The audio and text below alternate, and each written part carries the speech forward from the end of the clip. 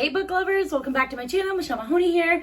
This week I'm going to do the read 7 books in 7 days challenge. I'm very excited for this. Today is Wednesday, so I'm going to do it from Wednesday to Wednesday. I already have my 7 books picked out, and each of my books are under 200 pages long. That way I am setting myself up for success because I really think that I should be able to read one book every day that's only about 200 pages, a little bit under. So let's get started so I can show you the books that I have picked out. All right, first book, I got this book for my birthday back in June from one of my besties, and it is a poem book, and it's called Then the War. So this is just a whole list of different poems and things like that. I am on like maybe page 8, but I'd rather just start it off fresh and get the whole thing in one sitting. And so that's what I'm gonna do. Let's see, so this book has 194 pages. So I might start with this book today. I already had it in my purse today. I haven't opened it yet, but I think that this is where we're gonna get started. And today, let me just say, it's already almost 1 o'clock. So after I'm done filming this video, I think I'm gonna get started with this one. The next book, I got this in one of my donated bins. It's called So Much to Tell You by, let's see, John Marsden. Let's see, this book only has 119 pages. It's definitely like a sad story, and it's about a little bit of like trauma. And so I think this will be a really quick read. I'll probably read this in like an hour or something. That's really not a lot of pages. But I think maybe I'll have this for tomorrow. The next one is a young adult book. I've heard such great things about this, and this is, I think, my second copy I've had of this. So I kind of feel like it's a sign I should read it. It's called Paperboy by Vince Vaughter. And the back is like, it's like a super quick thing. Let me just read it. Littlest man throws the meanest fastball in town, but talking is a whole different ballgame. He can barely say a word without stuttering, not even his own name. So when he takes over his friend's paper route for the month of July, he's not exactly looking forward to interacting with the customers, but it's the neighborhood junk man, a bully and a thief, who stirs up the real trouble in the little man's life. I'm a teacher, and I've been a teacher for like 14, 15 years now, and so the young adult books still touch me, and I feel like this will be a good one. So I'm going to mix this in here too. Let's see how many pages this one has. Oh, I think there's some extras in here. Okay, cool. So this one actually is a little bit over, I forgot. So this one's 221 pages. I had thought I picked all under 200, but 20 pages, what's 20 pages? That's fine. I'm still going to keep it in the pile. I'm really excited for this one. This next one, I actually have 2 copies, and one is in my Pango store right now. This one's a little bit stained on the front, so I don't know if anyone's really going to want to buy it, but I don't mind using it.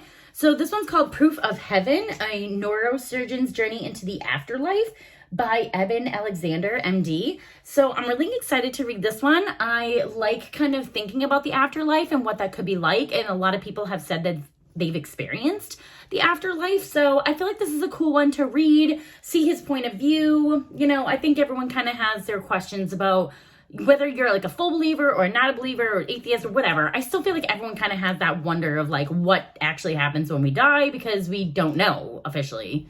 In my brain, how can you actually know? Because you can't die and come back, as far as we know. Not yet. Well, I guess if you believe in reincarnation, that's a whole different ballgame. All right, anyways, I'm going to read this book. Let's see, this one has a bunch of like conversations and book club stuff at the back.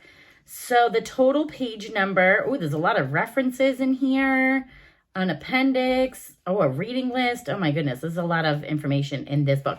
The actual story has 171 pages. This next book I've had for such a long time. I've always wanted to read it, and I just never got to it. It's a short one, but it's about Frank Sinatra, and I love Sinatra's music.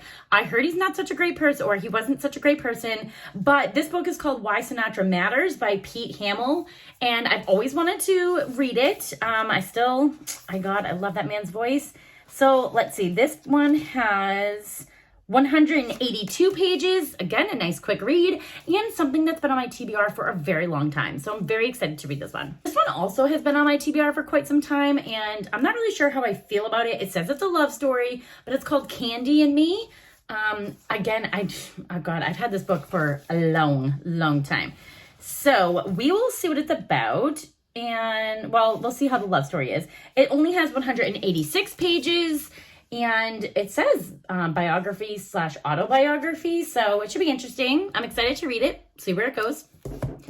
And then, like I mentioned, I'm a teacher. I've also dabbled in this book throughout my education, but I've never read it cover to cover. And so I feel like now's the time. Why not? It's called Yardsticks. It's very popular if you're in education or if you're a teacher. It's supposed to be like one of those like Bible books for education. It's supposed to be really, really good. It has a lot of valuable resources and information in here. And this one is 180 pages. And then again, there's a whole reference section in the back. But I'm teaching preschool this year, which I haven't taught in so long. I was in the elementary grades for so long. So I'm excited to kind of jump back in this. It kind of gives all the way up to age 4 to 14. So that's pretty broad, but 4-year-olds are what I'm working with. And so I feel like it definitely can't hurt to get back in that teacher brain of, handling the classroom and thinking of different children in different ways and those kinds of things. So I'm really excited to read this one too.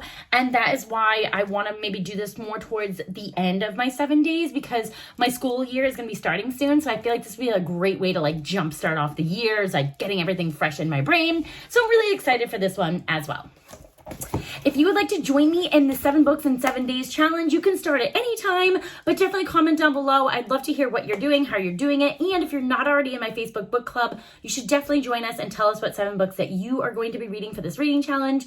I'm so excited. I feel like when you give yourself lower expectations, like the 200 pages or less, it's way more digestible rather than, trying to accomplish something like this. Pretty Girls, it's like 600 pages, and this took me a very long time to read. But we'll talk about this one in a different video. But I think if you can find yourself, go through your TBR or go through some books, maybe something that I have here, and kind of give that jumping off point, I think that you'll find it's a lot easier to get through books and read books and maybe like give you that jumping start back into reading if you haven't already been doing that. So definitely my recommendations. Check out the books that I am reading. I'll post these on Instagram as well. And don't forget to like my video and subscribe. And I'll see you in the next one.